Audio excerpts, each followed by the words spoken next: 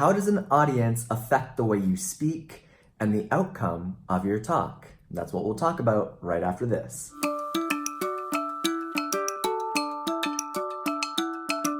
Hey, it's Davide Di Giorgio. If you're not already following the journey to that red dot on the stage, 123celebrate.com. And for even more content, visit Being Unapologetic TV.com. All right, Davide Di Giorgio back again. And today we're answering the question that someone asked me.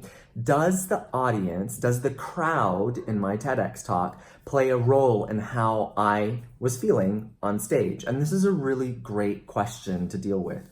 Let me start by saying this. The great American musical composer Stephen Sondheim has a very famous quote that says, "When the audience comes in, it changes the temperature of what you've written." Does it? Yes and no. So here's the thing.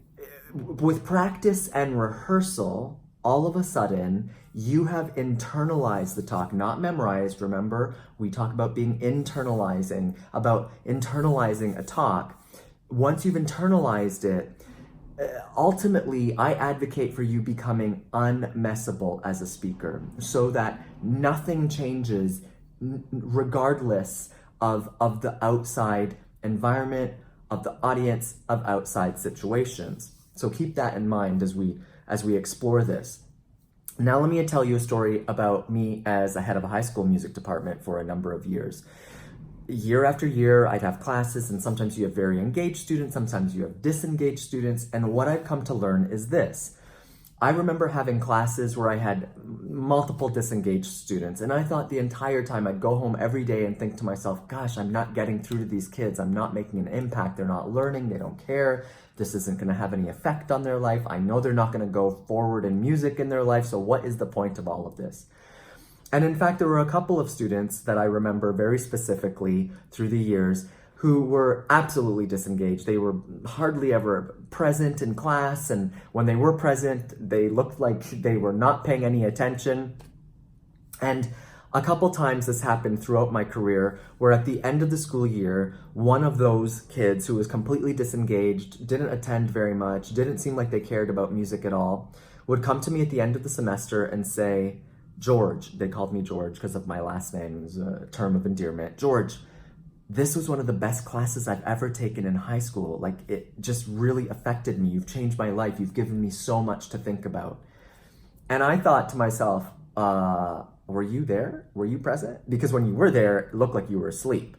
And so I really want to urge you to understand that what your audience looks like is none of your business. You don't know what is going on inside your audience. So a lot of people, and I'm just going to call it out, amateur speaker coaches, amateur coaches, amateur performers will tell you what you want to look for is the body language of your audience, that they're leaning forward and that their eyes are wide open and that they're not on their phones. And I simply have not found that to be true after teaching thousands of people, and especially with young people. You just never know what they're thinking or what their body language looks like. They may not be aware of their body language and how that's connecting or not connecting with you or your message.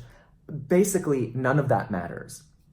Your job is to be you. This is the message I would tell my students, and to put yourself out there, to rehearse and practice, to practice and rehearse, to internalize so deeply that your message is the torch that is absolutely unmessable by the outside environment or by anyone, what they look like, what you think they're thinking or not thinking. Your job is to just deliver your message in the most powerful and impactful way.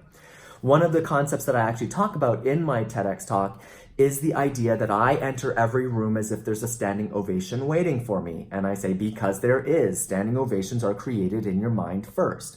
There is tons of research about this. There's tons of studies that have gone on about this. Brian Tracy, in fact, talks about the idea of how you can get standing ovations from almost any audience. And the key, hint, hint, is in just waiting for it and celebrating your audience. That's a whole story for another time. We can talk about that later. Now, so let's talk about this again. So did the crowd play a role in how I was feeling on stage? No, because I've tested and internalized, practiced and rehearsed my message so much, and I know the impact that it can make. So there's no question in my mind of how people are going to feel or react to it. And that's not the point. The point is, how am I going to feel and react to my message while I'm delivering it? Did the crowd play a role in how I was feeling on stage? No, because in a TED Talk, you have to think bigger. My audience wasn't necessarily just the people sitting in front of me.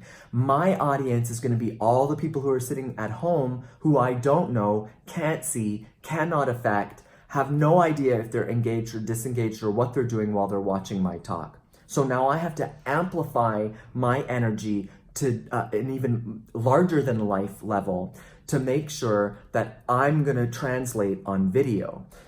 Did the crowd play a role in how I was feeling on the stage? No, because I have years of experience and research that shows that I have the power to play a role in how I affect the crowd and how they're feeling. So I focus on my feelings and how I can affect the audience. So let me give you a little bit more about this. And there's going to be a link in just below that will link to an article that I wrote about the affective domain of learning. And there's a lot of science about this. The affective domain of learning is the part of our brain that feels and experiences. And what I understand how to do through my years of teaching, my teacher training, and all of the research and experience that I have is that what we want to do is move our audiences from receiving information, which is the lowest level of the affective domain of learning, from receiving information to responding to it, to valuing it, organizing it, and finally, internalizing it. So my talks are always designed to allow audiences to receive, respond, value, organize, and internalize the experience, the message, the mission, the vision that they are experiencing. And check out the article below for more information on that. The affective domain of learning, science-based, research-backed information about how our brain works. And when you design a talk to arouse the affective domain of learning at the highest level, internalization, it's none of my business how the audience is going to feel or react, or it doesn't change the way I deliver my talk. So back to the Stephen Sondheim quote, when the audience comes in, it changes the temperature of what you've written. Yes and no. The temperature will always change, but you get to choose if that temperature is going to affect you. You as the speaker get to set the temperature for your audience. Now, it's none of your business how the audience reacts and responds to it, because you know that you're going to reach your audience with your temperature. You can't control how they're going to receive it. There are things that you can do in your talk so that you can reach them at the highest level of the affective domain. But again, none of that is really your business once you're at the point where you're performing the talk on stage. So, great question to consider. And I really want to advocate for you to be unmessable as a speaker after you practice and rehearse. You internalize your own message and trust the fact that you're up to something big, that you've created something that is valuable, that is vision driven, and that your audience will respond to exactly the way you intend them to. And again, stay detached from the outcome and just know that you're going to put the message out there and the right people will respond and react in the right way.